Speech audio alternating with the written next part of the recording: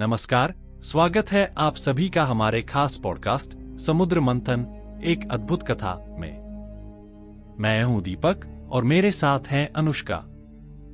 आज हम आपको ले चलेंगे एक प्राचीन और रोमांचक यात्रा पर जो हमें हिंदू धर्म की एक महान गाथा से जोड़ती है, समुद्र मंथन। ये वो कहानी है जो हमें सिखाती है कि कैसे देवताओं और असुरों के बीच शक्ति और अमृत की खोज में ये महान मंथन हुआ।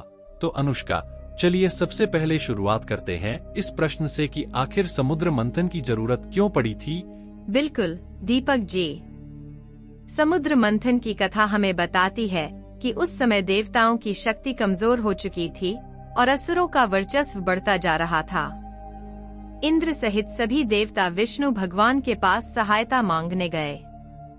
तब विष्णु जी ने सलाह दी कि अगर अमृत प्राप्त हो सके तो देवताओं की शक्ति बढ़ाई जा सकती है, लेकिन इसके लिए समुद्र मंथन करना होगा और इसमें असुरों की भी मदद लेनी पड़ेगी। ये तो बहुत ही दिलचस्प बात है।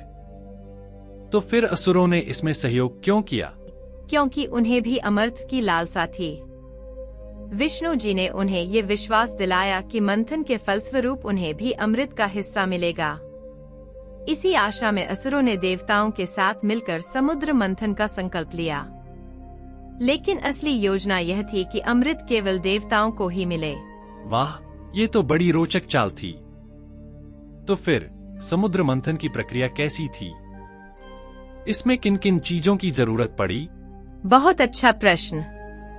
सबसे पहले मंदराचल पर्वत को मंथन की छड़ी के रूप में इस्तेमाल किया गया और शेषनाग को रस्सी के रूप में। एक ओर देवता थे और दूसरी ओर असुर।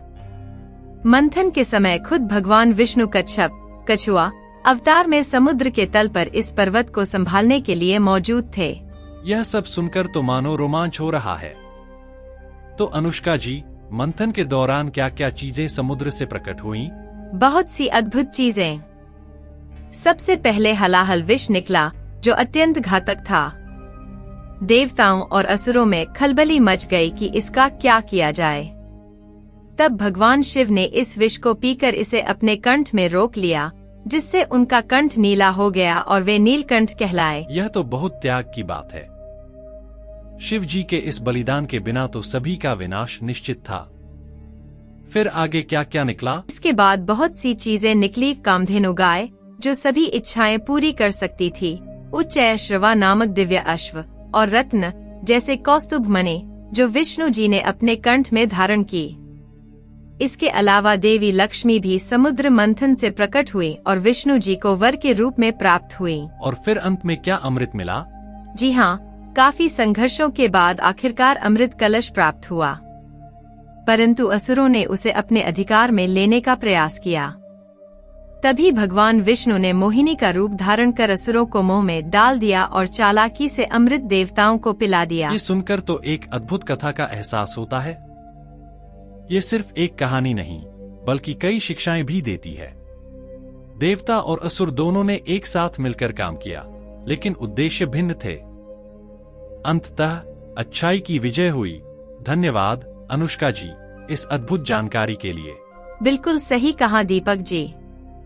ये कहानी हमें सिखाती है कि चाहे कितनी भी कठिनाई हो, सही मार्ग पर चलने वालों को अंततः सफलता मिलती है।